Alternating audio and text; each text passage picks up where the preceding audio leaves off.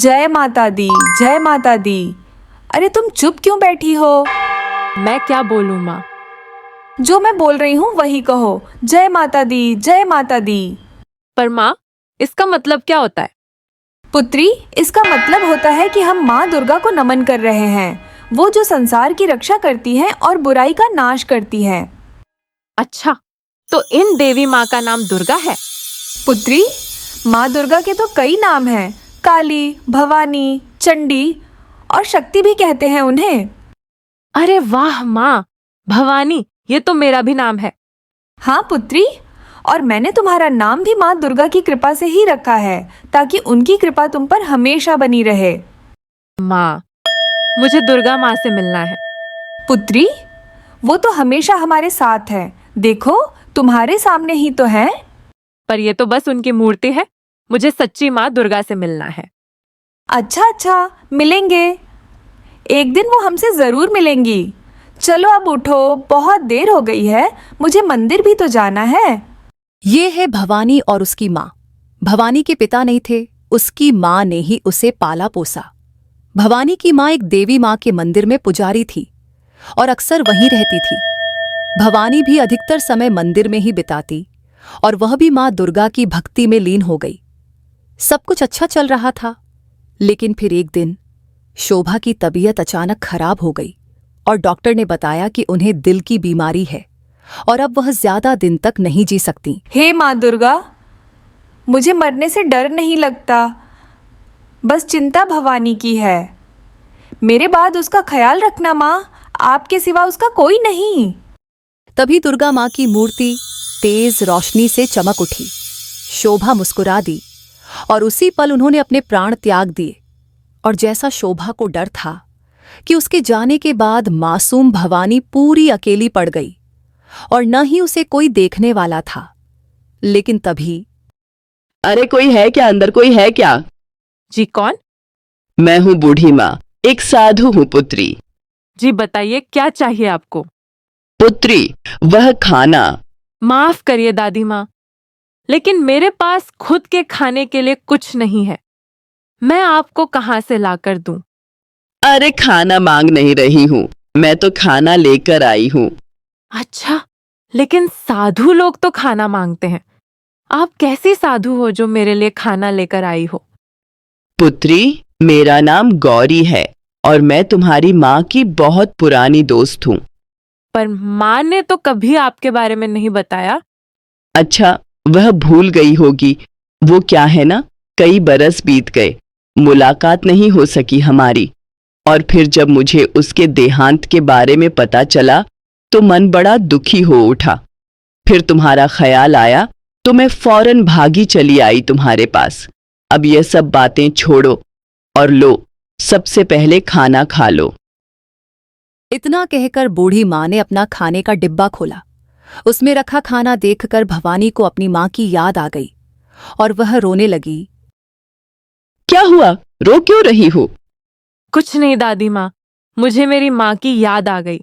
वह भी मुझे ऐसे ही प्यार से खाना खिलाती थी। तुम चिंता मत करो, अब से मैं रोज शाम को तुमसे मिलने आऊंगी। मेरे रहते तुम खुद को कभी अकेला मत समझना पुत्री। उस दिन के बाद से वह बूढ़ी माँ हर रोज भवानी से मिलने आती और उसके लिए कुछ न कुछ खाने के लिए भी जरूर लेकर आती। अब तो भवानी को बूढ़ी माँ की आदत सी हो गई थी। वह रोज शाम को अपनी झोपड़ी के बाहर बैठकर बूढ़ी माँ का इंतजार करती। धीरे धीरे वक्त बीतता गया और भवानी बड़ी हो गई। एक दिन बूढ़ी माँ भवानी की झोपड़ी में आई तो इस बार भवानी दरवाजे पर नहीं थी। उसे वहां न पाकर बूढ़ी माँ को उसकी चिंता हुई। वो झोपड़ी के अंदर गई और उसने देखा कि भवानी चूल्हा जलाने की कोशिश कर रही थी। अरे यह क्या कर रही हो तुम? मैं चूल्हा जलाने की कोशिश कर रही हूँ। आखिर कब तक आप मेरे लिए खाना लाती रहेंगी? अब मैं बड़ी हो रही हूँ ना, तो मुझे खाना बनाना सीखना पड़ेगा। हाँ, बात तो वैसे तुम ठीक ही कह रही हो। चलो तो फिर मैं तुम्हें खाना बनाना सिखाती हूँ। बूढ़ी माँ ने भवानी को चूल्हा जलाना और उस पर खाना बनाना भी खूब अच्छे से सिखाया और कुछ ही दिनों में भवानी सब कुछ अच्छे से सीख गई। अब बूढ़ी माँ उसके लिए बस कच्ची सब्जियां और अनाज लाती और भवानी खुद अपने हाथों से दोनों के लिए खाना बनाती। बूढ़ी माँ भी बड़े प्यार से उसके हाथ का बना खाना खाती। फिर एक दिन माँ जी, एक बात तो बताइए। हाँ भवानी, कहो क्या बात है। मैंने ध्यान दिया है कि आप हर रोज मुझसे मिलने आते हो, बस नवरात्रि के दिन को छोड़कर। ऐसा क्यों? नवरात्रि के दिन आप कहाँ जाती हो? अरे वो उस दिन लोग बहुत दान पुण्य करते हैं ना, तो मुझे खूब दान मिल जाता है। इसीलिए मैं नवरात्रि के दिन मंदिर में ही रहती हूँ, ताकि मुझे ज्यादा दान दक्षिणा मिले जो हम दोनों के काम आ सके।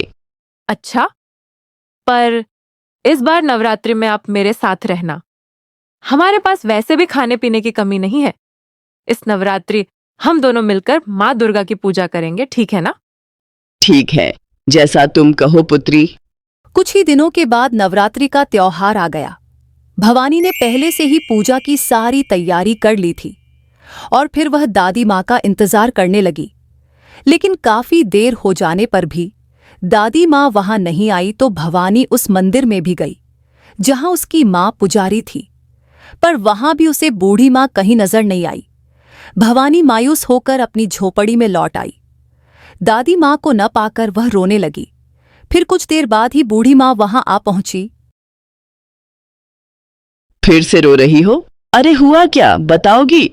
मुझे लगा आप इस बार भी नहीं आओगी। अच्छा, और इस वजह से तुम रोने लगी? आपको कैसे पता कि मैं रो रही थी?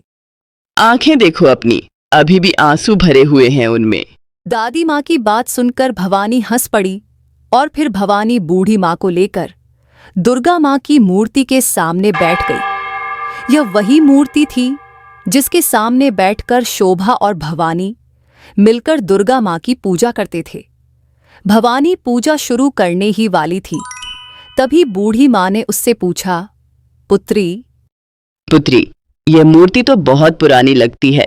हाँ दादी माँ, ये मेरी माँ लाई थी। उनके साथ बैठकर मैं दुर्गा माँ की पूजा करती थी।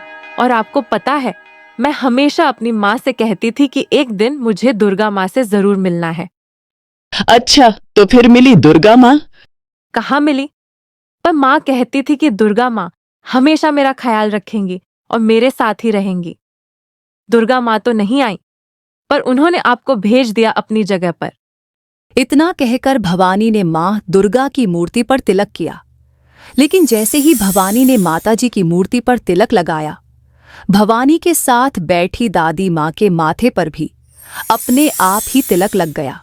हालांकि यह भवानी नहीं देख पाई, क्योंकि वह तो दुर्गा माँ की पूजा करने में डूबी हुई थी। उसने जब दुर्गा माँ की मूर्ति को फूलों की माला पहनाई, तो ठीक वैसी ही माला दादी माँ के गले में भी अपने आप ही आ गई। तभी भवानी को याद आया कि पूजा की कुछ सामग्री लाना भूल गई है, जिसे लेने के लिए वह जैसे ही पीछे मुड़ी तो बूढ़ी माँ को देखकर चौंक गई। लेकिन फिर अगले ही पल वो सब कुछ समझ गई और फौरन दादी माँ के पैरों में गिर पड़ी। उठो भवानी, मैं तुमसे बहुत प्रसन्न हूँ और हमेशा तुम्हारे साथ हूँ। बूढ़ी माँ की बात सुनकर जैसे ही भवानी ने अपना सिर उठाया, एक बार फिर हैरान रह गई। बूढ़ी माँ वहां नहीं थी, लेकिन भवानी जानती थी कि अब भी वह अकेली नहीं है और न ही कभी हो सकती है। उस दिन के बाद भवानी की जिंदगी जैसे बदल सी गई। अब उसे डर नहीं था, न अकेलेपन का, न अंधेरे का, न ही भविष्य का। उसकी हर सुबह अब पूजा से शुरू होती और हर रात माँ दुर्गा को धन्यवाद देते हुए समाप्त होती। दादी माँ अब कभी नजर नहीं आई, लेकिन उनका स्पर्श, उनकी मुस्कान और उनका स्नेह भवानी के मन में हमेशा जीवित रहा।